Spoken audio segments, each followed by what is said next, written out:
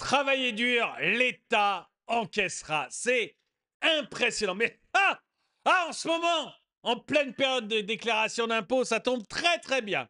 Parce que c'est vraiment, vraiment impressionnant. Je vais vous montrer deux cas. Deux cas, vous n'allez pas me croire. Vous allez penser que c'est du Gorafi, mais je vous assure que c'est vrai, vous allez pouvoir le voir. Un premier cas où une mairie va voler légalement 985 000 euros à une pauvre femme. Et un autre cas encore plus spectaculaire où l'État va voler 4 milliards d'euros à un agriculteur. Bonjour et bienvenue dans cette nouvelle vidéo de DME en direct. Comme toujours, si vous n'êtes pas abonné, je vous suggère de le faire. Et cliquez sur la cloche pour être prévenu lorsque je sors une nouvelle vidéo. Et allez sur la boutique DME. Parce qu'aujourd'hui, mon nouveau logo sort. Mon nouveau logo est parfaitement raccord avec la vidéo que je vais vous montrer. Et c'est parfaitement raccord avec les déclarations d'impôts qu'on commence à remplir en ce moment. Travail dur, l'État encaissera. C'est vraiment ça. Là, c'est sur le polo, mais vous l'avez aussi sur le mug. Travail dur, l'État encaissera. Je vais vous montrer. Donc là, c'est décliné sur 250 articles. Vous l'avez sur des autocollants, vous avez sur des magnets, vous avez sur des vêtements, sur des pulls, sur des vêtements d'été, sur les vêtements d'hiver, sur les vêtements pour hommes, pour femmes, pour enfants. Vous l'avez sur des casquettes, vous l'avez sur des bonnets, vous l'avez sur des mugs, vous l'avez sur des thermos, vous l'avez sur des sacs, vous avez vraiment 250 articles. Vous allez trouver l'article qui vous plaît. Il n'y a pas de doute. Si vous voulez juste faire un coucou à la chaîne et me dire que vous aimez bien ce logo-là, achetez juste un autocollant. Vous voyez, c'est pas pour l'argent que je vais gagner avec un autocollant. Ça va me faire gagner 1 euro. Donc, c'est vraiment pas ça qui m'intéresse, mais ça me montrera au moins que le logo vous plaît et qu'on est sur la bonne direction quand on vous propose des logos comme ça. Travail dur. Donc, le lien est dans la description. Hein. Travail dur, l'État encaissera. Ah, mais c'est incroyable. Hein. Incroyable.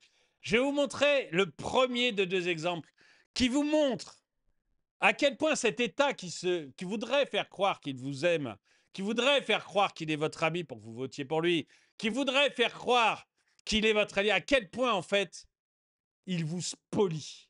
À quel point son but est de vous sucer toute la moelle qui pourra vous sucer. C'est du vol, en fait. Alors, du vol légal, hein, du vol légal. Mais vous allez voir, dans les deux cas que je vous présente, dans les deux cas que je vous présente, la mafia n'aurait pas osé. La mafia n'aurait jamais osé se comporter comme la mairie que je vais vous présenter tout de suite. D'accord. Merci à Penaldo Ronaldo de m'avoir montré cet article. T'as un terrain constructible. T'as un terrain constructible. Un promoteur te l'achète pour 1 million d'euros. Imagine, la mairie préempte, mais en l'achetant via la SAFER au tarif agricole, 15 000 euros. Ça serait fou, hein? Juste imagine. Et après, on est dans un pays capitaliste. Voilà ce qui s'est passé. En fait, vous avez une Bretonne qui vend sa prairie pour 1 million d'euros. Elle a un acheteur, hein? Elle a un acheteur. 1 million d'euros. Cette dame devient millionnaire. Mais la mairie décide qu'1 million d'euros, c'est beaucoup trop. Vous êtes dégueu! Vous êtes dégueu! On va pas commencer à vous faire gagner 1 million! Y en a marre! Contentez-vous d'être dégueu! Acceptez votre condition! Nous enquiquinez pas, les sans-dents! Buvez votre soupe et fermez-la! Donc là, la mairie n'est pas d'accord. Flûte de flûte! On va pas commencer à avoir des millionnaires, non? Alors la mairie passe par la SAFER. Vous savez, la SAFER, cette immense arnaque, la SAFER, en fait, a le droit d'acheter au tarif agricole toutes les terres qu'elle juge bon. Voilà. Elle les achète au tarif. Elle décide, elle préempte. Ah, ton champ valait 1 million d'euros, eh ben je trouve que c'est trop cher. Moi, je te l'achète 15 000 euros. Et t'as pas le choix, t'es obligé de me le vendre. 15 000 euros, voilà. Cette dame s'est fait voler 985 000 euros. Est-ce que vous pensez que la mafia aurait osé? Est-ce que vous pensez que la mafia aurait osé? Elle serait peut-être venue avec un pistolet et lui mettre sur la tempe en lui disant maintenant tu vas me vendre ton champ. Pas 1 million d'euros, hein? Je veux une ristourne. Mais là, la SAFER, légalement, lui achète son champ pour 1,5% du prix. Est-ce qu'on n'est pas dans du vol légal, d'accord, mais du vol? Le fait que ça soit voté, le fait que ce soit voté, qu'il y ait une loi, ne retire rien à la moralité de l'acte, plutôt à l'immoralité de l'acte. Si demain je viens vous voler chez vous, c'est profondément immoral. Mais si demain, par une loi, les députés m'autorisent à venir voler chez vous, est-ce que ça sera moins immoral? Est-ce que ce sera moins immoral? Parce que 500 gars se sont réunis et ont décidé que j'avais le droit de vous cambrioler. Et où on s'arrête alors?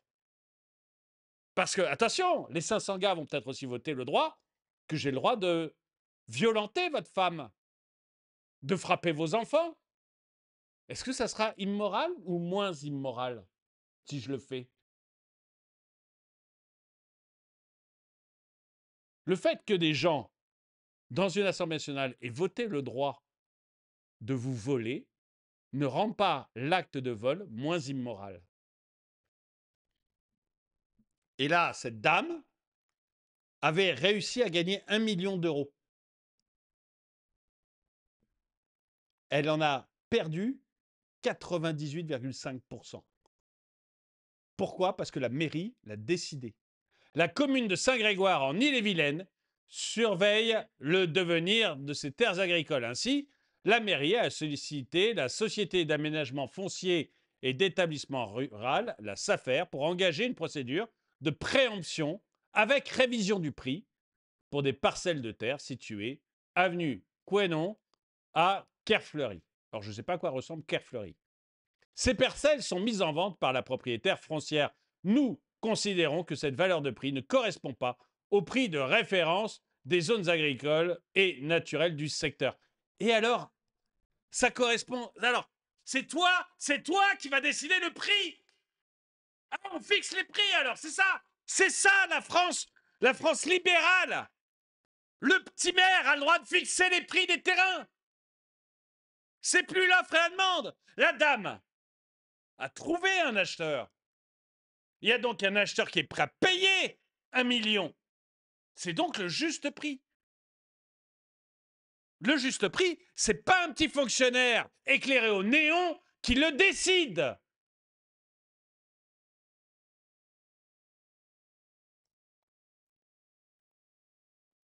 Si vous voulez lui piquer son terrain, dites-le. Parce que 15 000 euros, c'est une aumône que vous lui faites. Vous lui piquez son terrain.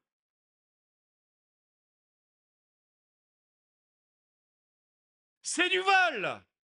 C'est du vol. Légal, mais du vol.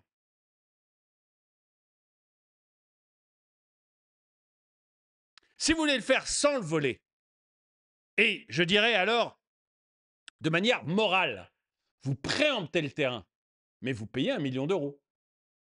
Dites non, non, non, attendez, la mairie veut ce terrain-là, vous aviez un acheteur à 1 million d'euros, très bien, j'achète le même prix, mais c'est moi qui achète, parce que je suis la mairie, et j'ai un droit de préemption. Là, c'est pas du tout la même chose, mais là, la dame, lui a perdu 98,5%. Et puis ensuite, attendez, on est dans une commune. À quel point le maire et cette dame se connaissent? À quel point ils se détestent? À quel point ils sont sur des listes concurrentes?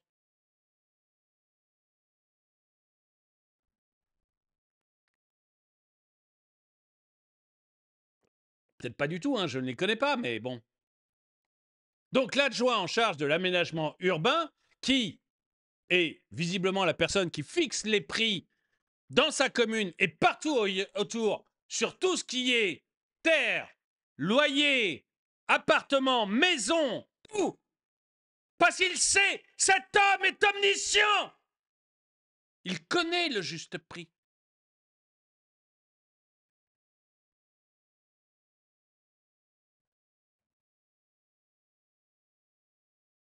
Donc il a dit ça lors du conseil municipal du 3 avril 2025. Ces parcelles ont des vocations de zone agricole. J'en ai aucune idée. Et je m'en fous. Elle a vendu sa parcelle. Vous l'avez volée. Alors ça, c'est le premier truc. Et vous voyez déjà, on est dans du délire. Là, on est déjà, je ne sais pas ce que vous en pensez. Pour moi, on est déjà complètement dans du délire. Mais attendez, c'est rien. Parce que là, ce petit conseiller ou ce petit adjoint au maire, c'est un rigolo dans l'escroquerie légale. C'est un rigolo dans l'escroquerie légale. Le plus gros escroc légal, c'est l'État. Et là, alors là, l'État fait ce qu'aucune mafia dans le monde n'oserait le faire. C'est impressionnant, mais vraiment, vraiment impressionnant. Je vous demande juste d'imaginer. Imaginez. Vous êtes un agriculteur, vous êtes sur votre tracteur. Et tout d'un coup, vous découvrez, en travaillant dans votre champ, vous découvrez un gisement d'or. De l'or, du vrai or.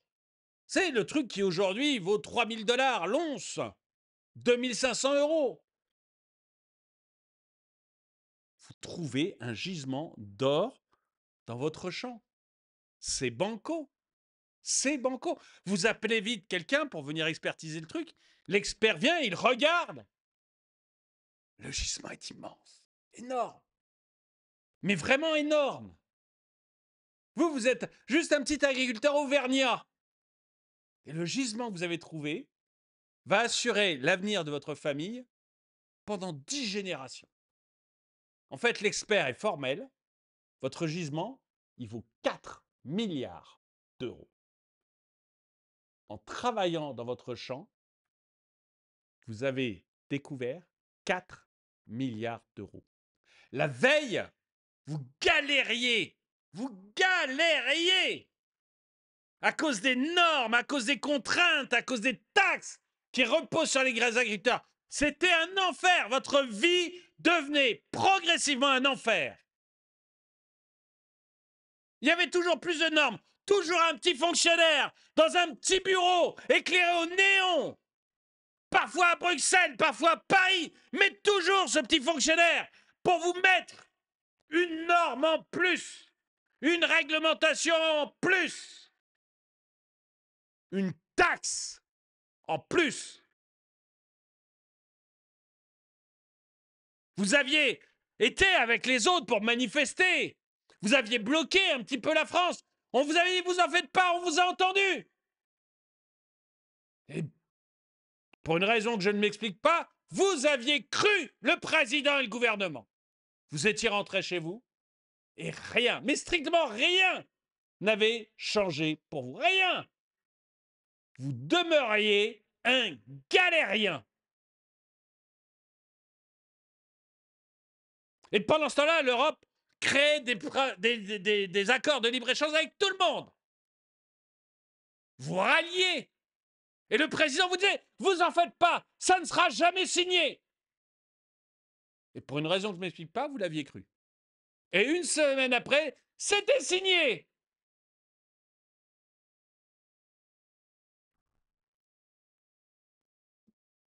Et vous redeveniez un galérien, un forçat, qui bosse du lever du jour jusqu'à la tombée de la nuit. Et encore, quand le soleil se couche, vous entamez votre deuxième métier. Celui qui consiste à remplir des papiers pour Bruxelles et pour Paris. Celui qui vous consiste à aller mendier des aides. À expliquer à quelle heure vous allez... À quel jour, pardon, vous allez commencer à planter, à décrire par le menu votre activité à des petits bonshommes qui sont infoutus de reconnaître une vache. Et quand ils en voient une, ils savent pas trop si c'est une vache ou un poney.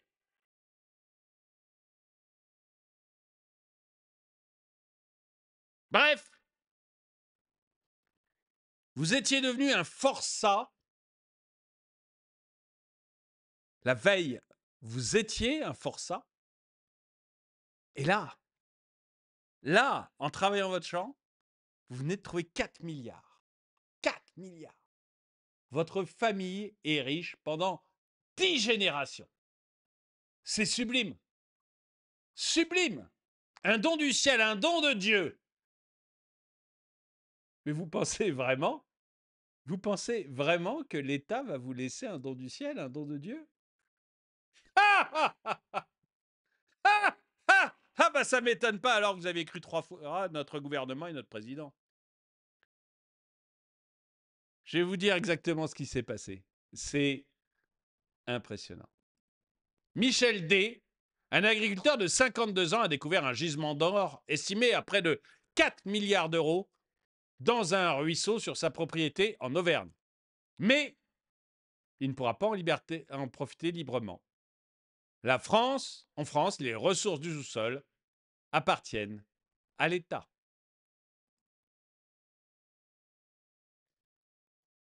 Vous aviez vos petits yeux pleins de pépites d'or, certains d'avoir tiré un gros lot colossal. Non. L'État prend tout. Il n'en prend pas la moitié. Il n'en prend pas le quart. Il n'en prend pas 30%. Non! Il prend tout! Tout! Les 4 milliards vont direct dans la poche de l'État. Tu n'en verras pas la couleur, Michel. Selon le code minier, il faut un titre d'exploitation pour pouvoir extraire les métaux précieux, même sur son propre terrain.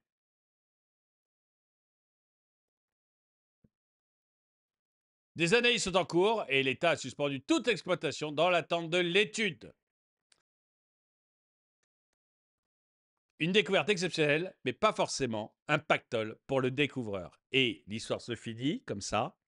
L'État, très généreusement, lui en donne 0,5%. 0,5%. Vous voyez, dans un cas, on a une mairie qui pique à cette brave dame 98,5% de la valeur de son champ. Et dans le deuxième cas, on a un État qui pique à cet agriculteur 99,5% de son pactole. On est dans un monde complètement dingue, mais vraiment complètement dingue. J'ai déjà vu des négociations un peu dures, mais là quand même, horrible pour la propriété en tout cas. Généralement, les mairies achètent des terres agricoles pour les passer constructibles et ensuite les revendre à des promoteurs pour gagner des sous à la place des propriétaires. Là, ils passent carrément outre. Balek. Mais c'est impressionnant. Moi, je suis subjugué par le fait que ces gens avec un petit pouvoir nous volent. Mais c'est incroyable. C'est une décision insensée. Dans cette période où il y a une crise du logement, comment un maire peut-il décider que sa commune ne doit pas se développer? À qui cela profite? Probablement à la mairie, qui reviendra à un promoteur dans quelques années. Mais exactement, ils vont garder le petit truc et ils vont laisser passer 4, 5 ans et puis hop, on va le revendre.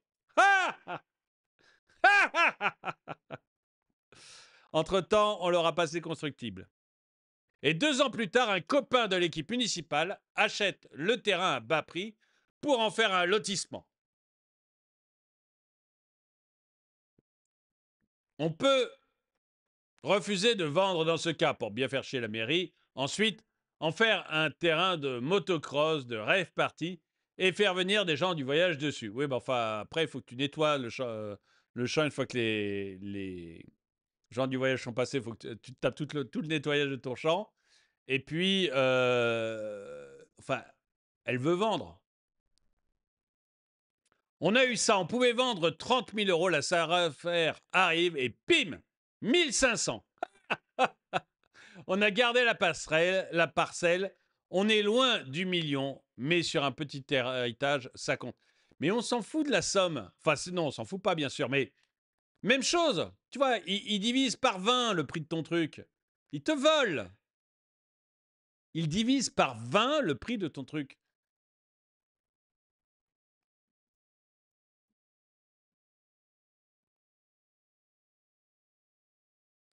Non, le terrain n'est pas en zone constructible et la mairie s'est engagée à ce qu'elle ne devienne pas pendant 10 ans. Dixit, Ouest France. Oui, alors moi aussi j'ai entendu beaucoup, mais alors énormément, mais vraiment beaucoup, beaucoup d'hommes politiques me promettent des choses et s'engager sur des choses. Ah, c'est... Alors là, ils s'engagent, ils te promettent tout ce que tu veux. Tout ce que tu veux. Et puis un an ou deux après, mais... Ah, mais vous savez, oui, c'est vrai, on avait dit que... Ah, mais oui, mais bon. Les circonstances ont changé, ma bonne dame. C'est une zone agricole, donc non constructible, autrement que pour bâtiments destinés à des exploitations agricoles. Sinon, la SAFER ne pourrait pas préempter. Et passer ça en constructible va être plus que difficile avec la loi ZAN. J'en ai aucune idée. Je ne sais qu'une chose, mais une seule chose. Une seule. Cette dame avait vendu son champ pour 1 million. Il y avait un promoteur qui a acheté. Et la mairie lui achète 15 000. Enfin, en passant par la SAFER. C'est tout ce que je sais. Tout ce que je sais.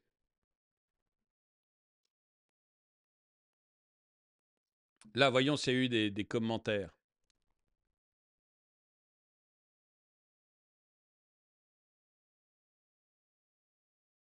Le sous-sol n'est pas à lui, mais le terrain, si. Alors, Thomas, ils n'ont pas le droit d'aller sur la propriété. Alors, Thomas.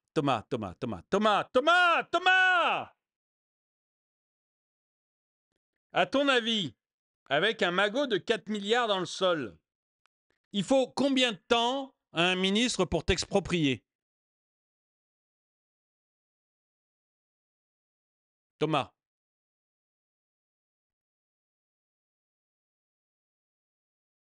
Mais quel con, faut vraiment être con. Il est con. Mais alors, il peut quand même avoir 20 millions d'euros.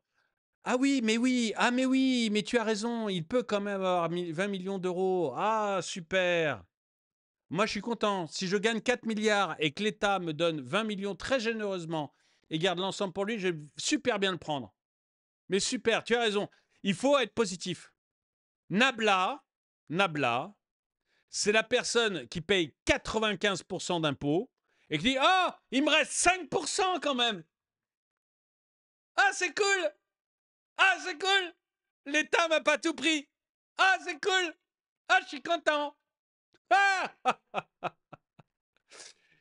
L'État est un voleur légal. Il se permet des choses que même les plus grosses mafias ne se permettraient pas. Le vol reste immoral. Même s'il est légal, il reste immoral. L'État n'est pas votre ami. Il vous vole tous les ans de manière légale, mais il vous vole quand même. Dites-moi ce que vous en pensez dans les commentaires. Est-ce que vous pensez de ces deux exemples? Quoi qu'il en soit, n'oubliez pas, travail dur, l'État encaissera. Le lien dans la description. Merci d'avoir regardé cette vidéo. Mettez un pouce vers le haut, commentez, partagez. Et moi, je vous dis à très bientôt.